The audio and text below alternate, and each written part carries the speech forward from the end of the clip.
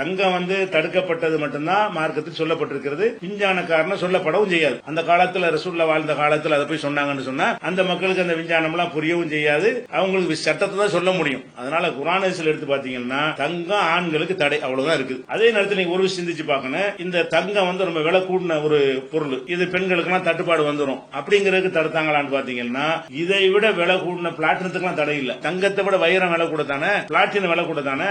அது விலை உயர்ந்ததை எல்லாம் ஆண்கள் அணியலாம். தங்க மோதிரம் போடாம பிளாட்டினம் மோதிரம் போட்டுக்கலாம். ஏன் ஹதீஸ்ல தங்கத்துக்கு தடை இருக்கு. அப்ப தங்கம்ங்கிறது அதிக மதிப்புடையது என்பதற்கு தடுத்தாங்கன்னா நிச்சயமா இல்ல. அதிக மதிப்புடைய உலோகங்களை எல்லாம் ரசூலுல்லாஹ் தடுக்காம ஒரு உலோகத்தை ஒரு சாராருக்கு, ஒரு பாலினத்துக்கு, பாலினம் சார்ந்து தடுத்தாங்கன்னு சொன்னா அப்ப அது சம்பந்தமா ஏதோ ஒரு விஷயம் இருக்கும் என்று நம்ம என்ன செய்யலாம், ஆராய்ச்சி பண்ணி பார்த்தோம்னா எந்த உலோகமா இருந்தாலும் சரி, உலோகத்திலேயே அதிகமாக பாஸ்டாக மின்சாரத்தை கடத்துறதுனையும் வெப்பத்தை கடத்துறது தங்கம் தான் ஃபர்ஸ்ட். மின்சாரத்தை கட்டுப்படி ஆகாது. மின்சார வயர்லாம் தங்கத்தில் போட்டான்னு வைங்க, பயங்கரமா பவர் எல்லாம் சூப்பரா வரும்.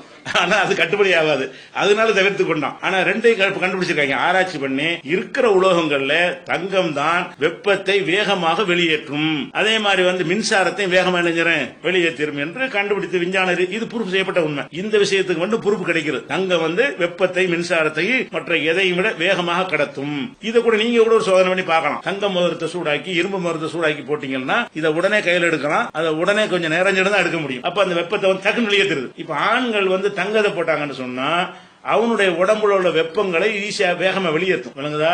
வெப்பம் வெளியேற்றினா ஆண்களுக்கு வெப்பம் இருந்தா தான் ஒரு ஆண்மையாக இருப்பான். ஆண்கள் உடம்பு எப்பவுமே என்ன செய்யணும், ஹீட்டாக வெப்பமாக இருக்க வேண்டும். அது பெண்களுக்கு தங்கம் போடுவது மூலமாக அவங்களுக்கு வெப்பம் தேவையில்லை, வெப்பம் ஜாஸ்தியாகவும் இருக்காது.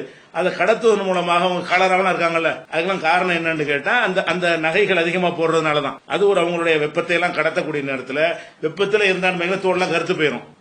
கூலான இடத்துல இருந்தாலும் அந்த தோல்ற நேரம் மாறும். இப்படியான சில விஷயங்கள்லாம் இருக்கிறதுனால நமக்கு ஊகம் தான் இது. இந்த இது அநேகமா இது ரசூலுல்லாஹ் சொன்னாங்க மார்க் அப்படி சொல்லி நினைச்சுக்க கூடாது. நம்ம சிந்திச்சு பார்க்கக்கூடிய நேரத்தில் வெப்பத்தை சீக்கிரமா கடத்துது. ஒரு ஆம்பளை கேட்கும் என்ன செய்வோம், சூடு இருக்கான்னு கேட்போம். அப்ப சூடு இருக்கிறது ஆம்பளைக்கு தேவை.